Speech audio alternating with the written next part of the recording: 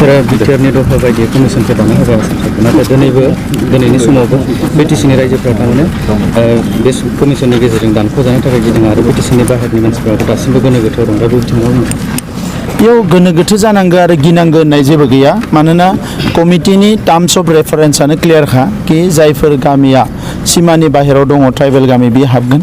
जायफोर गामिया सिमानि सिङाव दङ बाहेरजों नांजाबना दङ गुबुन हारिनि गामि बा असमिया गामि बा बिभिन्न गामि बे दाननो हागोन बे खोथाया रोखा आरो बाहेरनियाथ' गिनांगौ जेबोआनो गैया बर' कसारि काउन्सिला जालांबाय दा नंखायनो बेफोरो नाङै खोथाखौ बारा टेनसन लानो लाब गैया जिनिसा सावरायखानानैसो बे जानाय ओंखायनो खुनु रावबो गिनाङा गासैबो थिगानो जागोन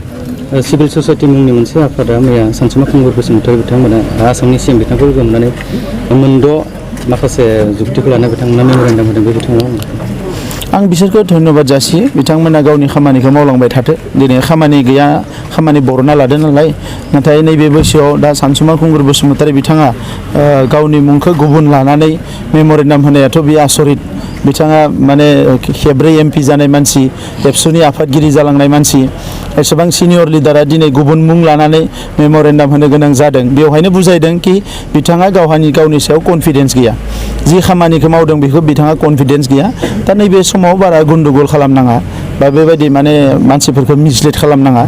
बिएससि जाबाय बिटिसि जाबाय दा बिटिआर जाबाय जाथिया जौगालांगासिनो दङ मोनसे डाइरेक्सनाव थांगासिनो दङ दा बेखौ जोङो सानै हयै गावनि हारिनि जौगानो थाखाय खामानि मावदों बिथांनि बिएसए एकर्डआव बेबायदि जेबो गोहो गैयामोन नाथाय जोङो रावबो बेबायदि मेम'रेन्डाम लिरनानै बुङाखैमोन कि जोंनो बेखौ माने ओरै खालामनांगौ अट'मेटिकेलि आन्दलना जाबोदोंमोन दा दिनैनि समाव बिटिआरआव जिखिनि मोजां माने माखासे मोन्थायफोर दङ बेखौ इमप्लिमेन्ट जाग्रोनो हो बिनि उनाव मोजां जायाबा बिथाङा बुंबानो जाबाय कख्लाबारि बियाबाव नोंथांखौ मोसौ बोराय बायदि फेजेनगोन होननानै बिपिएफ दोलोनिफ्राय मस्ट वेलकाम मोसौ बोराय बायदि फुजेनो ना मोसौ गोरलै बायदि फुजेनो आंहा बेजों बुंनांगौ खोथा गैया आङो वेलकाम खालामो डेम'क्रेसियावथ' जेननाय देरहाना थाखायो दा बिथांमोननि थाखाय देरहानांगौआ एकदम जेरैखि जाया जिउ थैस' थांस'नि बाथ्रा आंनि थाखाय बेबायदि नङा आङो हारिनि सिबिनो फैदों हारिनि खामानि मावनो फैदों ओनसोलनि खामानि मावनो फैदों बिथांमोना लामा आन्दायदों दिनै बेनिखायनो सानसुमा खुंगुर बसुमतारीया गोदान मोनसे आफाद दानानै गावनि मुंखौनो सोलायनानैसो माने माबा लिरदों एप्लिकेसन लिरदों ओरैबायदि दुखुनांथाव खेब्रै एमपि जाबाय बर'नि बिफा बैसोनि मानसि दिनै गावनि मुंखौ सोलायनानै आन्डारग्राउन्ड बायदि माने मोनसे नाम होलायलायनानै बिथाङा दिनै माने आन्दलन खालामनो बायदिसिना खोथा बुंनो ओंखारदों दा दिनै साहस लानांगौ हारिनि थाखाय गोबां मावबोबाय